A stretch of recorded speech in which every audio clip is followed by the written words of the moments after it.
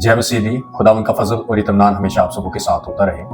आज हमारे साथ खुदावंद के बड़े ज़बरदस्त खादम हैं जो खुदावंद की वर्शिप करते हैं, जो एक अच्छे परस्तार हैं और प्रस्तिश करने में जो है ये पाकिस्तान में जाने जाते हैं। तो चलिए सबसे पहले इनसे मिलते हैं और मैं ये चाहूँगा कि खुदा के खादम जो है ये थोड़ा सा अपना इंट्रोडक्शन करवाएं, उसके बाद हम जो है वो अपनी बातचीत शुरू करेंगे। God bless you, thank you. सलाम सबको। हमारे साथ मेरा नाम है और खुदा का फजल है कि मैं एज अ पास्टर भी खिदमत करता हूँ और खुदा की वर्शिप का भी खुदा ने जो मुझे थोड़ा दिया है उसके साथ भी। और मेरी एक्चुअल जो खिदमत है वो उन लोगों के लिए है जो उस्तादों के स्टाइल लोग हैं या जिनके पास वसाइल नहीं है कि वो सीख सके म्यूज़िक। उनके लिए मेरी ज़्यादातर खिदमत है। उन चर्चेज़ में हम कोशिश करते हैं उन तक पहुँचें जो म्यूज़िक से अभी दूर है या उनकी रसाई नहीं यहाँ तक पहुँच सकी है, जिनके पास वसाइल नहीं है, ताकि हम उन लोगों के लिए काम कर सकें। उसमें हम हारमोनियम, तबला और फ्लूट और दीगर इंस्ट्रूमेंट जो उनको सिखाने की कोशिश करें। तो चलिए सर, अभी हम थोड़ा सा चलते हैं सवाल जवाब की तरफ। तो जैसा कि आप खुदावंद की वर्शिप करते हैं, सताइश करते हैं, तो आज जो हमारा टॉपिक है वो भी प्रेज एंड वर्शिप ही होगा।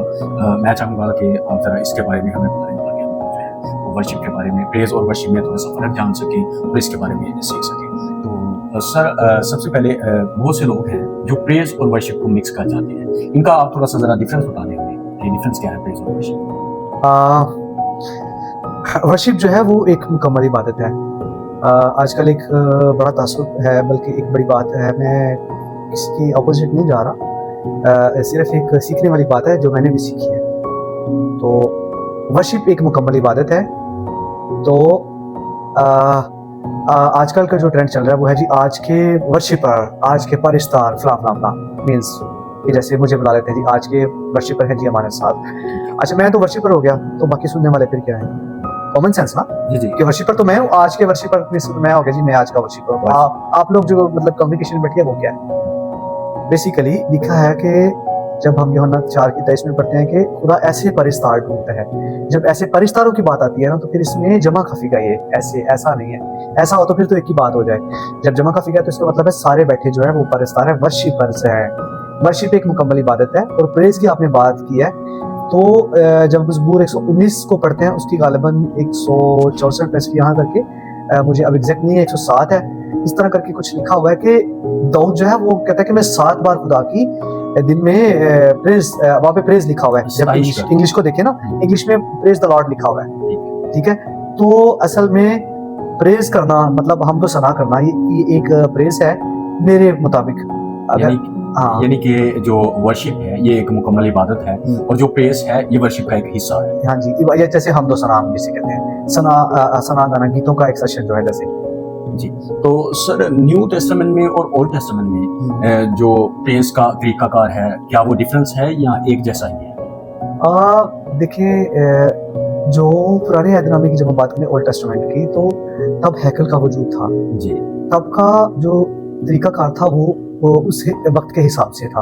वक्त के हिसाब से जो है वो चीज़ें बदलती गई हैं। जैसे इलाकाई सिलसिला कार जो है, अब हमारे यहाँ पे जो पहले सिलसिला था वो हम गानों के तर्जों पे गीत गाते थे, इस तरह करके थे मामलात, और बहुत सारे मामला चेंज थे। लेकिन जब आर्टिस्ट मल साहब आए तो उन्होंने वर्शिप का, इबादत का सारा ट्रेंड होना चेंज कर दिया, हमको सुना। तो तब से की चेंजिंग्स आई, उसके बाद बहुत सारे लोगों ने उन्हें फॉलो किया और वक्त के हिसाब से चीज़ें बदलती गई। तब जो है वो हैकल का दौर था, तब एक फ़र्क में था वर्शिप का।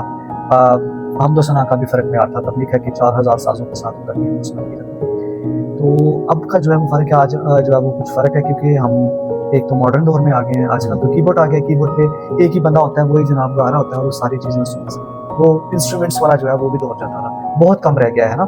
यहाँ ज़्यादा से ज़्यादा तबला और बाजा होता है जी। मोस्टली जो विलेजेस होते हैं, जब गाँव में हम लोग जाते हैं खुदा की इबादत करने के लिए, तो वहाँ पर अक्सर मैंने देखा है कि लोगों के पास सिर्फ तबला है, दफ है, यानी छोटे छोटे इंस्ट्रूमेंट्स, और बस ढोलक भी होती है। हाँ, ढोलक है, यानी कि ये सादा सादा इंस्ट्रूमेंट्स वहाँ पर रखे होते हैं जिससे खुदा की इबादत की जाती है। हाँ। तो सर, अब जाते हैं जरा थोड़ा सा रूहानी मीनिंग की तरफ। रूहानियत के लिहाज से जो ओल्ड टेस्टामेंट में वर्शिप की जाती है, खुदा की प्रस्तिश की जाती थी, उसमें और जो नए अहदनामा में जैसा कि पौलुस रसूल हैं वो वर्शिप करते हैं, और बहुत सारे ऐसे खुदा के खादम हैं जो नए अहदनामा में हमें खिदमत करते हुए या खुदा की सताइश करते हुए नजर आते हैं। जरा स्पिरिचुअली तौर पर आप इनमें थोड़ा सा डिफरेंस बता दें। स्पिरिचुअली बात करेंगे, अगर हम चले नए अहदनामे में आ जाते हैं। जब पुराने अहदनामे में लिखा कि जब हैकल में वर्शिप की जाती थी, हम तो सुना की जाती थी, तो लिखा कि काहिन भी कायम नहीं रह सकते थे। आपने अगर पढ़ा हो तो जी जी बिल्कुल। तो नए अहदनामे में जब पलूस और सलास की बात करते हैं तो वहां पे लिखा है कि जब उन्होंने हम तो सुना करे थे, वो गा रहे थे, हम तो सुना करे थे, तो जेल की न्यू हिल गई और ताले भी खुल गए थे, है ना। तो दरोगा ने अपने आप को मार देना चाहा। अब इसमें हम जो वर्शिप करते हैं आजकल के जो यंग जनरेशन के वर्शिपर हैं और जो तब के वर्शिपर थे या जो अब के वर्शिपर हैं, अब वो मयार क्यों नहीं है? वो लोग दुआ रोजे में ठहरते थे, तो दुआ थी, रोजा था, और आजकल जो है वो दुआ भी नहीं है, रोजा नहीं है, हमारी रियाजत नहीं है, हमारी वर्शिप जो है ना उस कदर जो है वो पायदार इसलिए नहीं होती कि हमारे अंदर खुदा की कुर्बत नहीं है, हम खुदा की कुर्बत में नहीं है। अब उनमें और हमें ये फर्क है। अच्छा, तो ये नहीं है they were filled with the Holy Spirit and they were guided by the Holy Spirit ji ji every time। जी तो थोड़ा सा ये फर्क है। हाँ, क्योंकि हम मानते नहीं है, हम अपने आप को ताबे नहीं करते लोगों से। चलिए, तो सर एक और बहुत सारा जो सवाल, एक बहुत सादा सा सवाल है जो अक्सर हमारे मुसलमान भाइयों की तरफ से उठाया जाता है। मैं चाहता हूँ थोड़ी सी इस पर भी बात हो जाए। हम ओल्ड टेस्टामेंट में देखते हैं कि खुदा जो है वो अपने आप को यहोवा के नाम से जो रिप्रेजेंट करवाते हैं कि मेरा नाम यहोवा है, अदोनाई के नाम से, तो चंद इस तरह के नाम जो है ओल्ड टेस्टामेंट में हमें नजर आते हैं और लोग खुदा बाप की वर्शिप करते हुए हमें नजर आते हैं। जब हम न्यू टेस्टामेंट में आ जाते हैं तो जो लोग ये समझते हैं कि यीशु मसीह सिर्फ एक नबी है और उसकी जो वर्शिप करना जो है वो हमें अलाउ नहीं है या हम नहीं कर सकते क्योंकि वो तो एक नबी है, एक इंसान के तौर पर उसको लेते हैं। तो हम जब नए अहदनामा में आते हैं तो क्या नए अहदनामा के मुताबिक हमें यीशु मसीह की वर्शिप करनी चाहिए या नहीं करनी चाहिए? जो पुराना अहदनामा है ना वो नए अहदनामे की अक्कासी कर रहे हैं।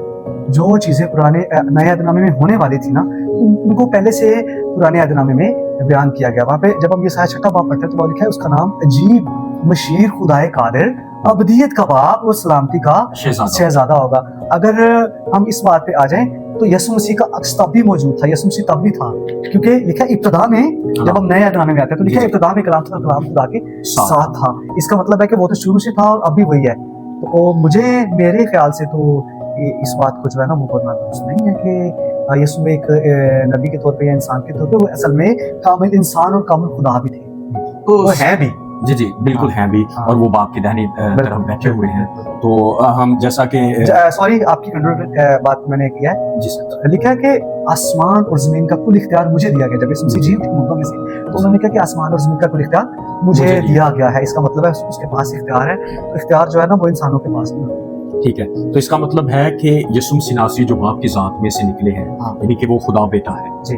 तो अगर वो खुदा बेटा है तो उसकी वर्शिप की जानी चाहिए जिस तरह के बाप की जानी, और क्योंकि कलाम मुकद्दस के मुताबिक वो उलूहियत में एक है, वो उनके जो गॉड हेड है वो इक्वल है, वो उनकी अज़लियत जो है वो इक्वल है। लिखा है कि जिसने मुझे देखा उसने बाप को देखा, और बाप एक है। जब वो इस बात की जो है ना वो तईद कर रहे हैं तो फिर पीछे तो मेरे ख्याल से कुछ नहीं रह जाता। ठीक है, तो उसके बाद सर हॉली स्पिरिट पे बात आ जाए। बहुत से लोग हॉली स्पिरिट को जो है वो सिर्फ खुदा की कुदरत समझते हैं और कहते हैं ये एक खुदा की पावर है या खुदा की कुदरत है। तो क्रिश्चियन लोग जो है वो कहते हैं कि ये सिर्फ ये जो है ये एक खुदा है, यानी हॉली स्पिरिट खुदा है। तो एक पावर की वर्शिप भी जो है क्या कभी किसी पावर की वर्शिप की गई है, क्या किसी ताकत की वर्शिप की गई है? तो सर थोड़ा सा आप इसके बारे में बता दें, क्या हॉली स्पिरिट की जो वर्शिप है वो भी करना जायज है या नहीं? बेसिकली देखिए वो तो बात खत्म हो गई पहले ही कि लिखा है कि अब मैं तुम्हारे साथ हूँ फिर तुम्हारे अंदर हूँ। तो अंदर वो हमारे कैसे हैं बता, रूह कुद्स की वसीला से वो हमारे अंदर है। ठीक है, तो जब वो हमारे अंदर है तो इसका मतलब है ये असल में जो बात है ना ये मुतनाज़ बात हो जाती है। कुछ लोग जो हैं वो उसको अपने अपने तरीके से बयान करते हैं। बेसिकली ये अकनून है बेसिकली खुदा के बाप बेटा और रूह कुद्स। ठीक है, बेशक वो एक है, जैसे मैं एक वक्त में किसी का भाई भी हूँ किसी का बेटा भी हूँ, है ना।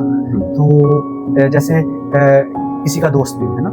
तो ये एक सिस्टमेटिकली तरीका है, खुदा का एक अपना तरीका है ये बाप बेटा और कुद्स का।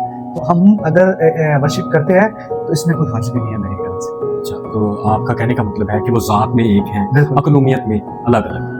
तो सर बेसिकली बहुत से हमारे जो सिंपल क्रिश्चियंस हैं उनसे सवाल किया जाता है कि अकनूम क्या है? तो आप थोड़ा सा अकनूम को डिफाइन कर देंगे ताकि हम इस बात को कंप्लीट करें कि अकनूम होता क्या है? भाई मैंने अकनूम को तो पहली बात कर दिया कि एक वक्त में मैं जो हूँ भाई भी हूँ किसी का बेटा भी हूँ, और मैं खुद एक मतलब जैसे मेरा नाम हमारा साज है, मैं खुद एक इंसान भी हूँ ना। जी तो मैं किसी का भाई भी हूँ बेटा भी हूँ। चले ठीक है, तो ये खुदा के खादम हैं जिनसे हमने चंद बातें की हैं और मैं उम्मीद करता हूँ कि हम सब ने आज प्रेज और वर्शिप के बारे में कुछ ना कुछ सीखा है। तो मेरी दुआ है कि खुदा आप सबको बरकत दे और आप इसी तरह हमारे साथ जुड़े रहें और हमारी जो वीडियोस हैं इनको लाइक कीजिए, शेयर कीजिए, ताकि आप खुदा के कलाम की बातों को इसी तरह सीखते रहें और हम इसी तरह खुदा के खादमों से मिलकर जो है खुदा के कलाम की बात करते हैं। खुदा आप सबके साथ।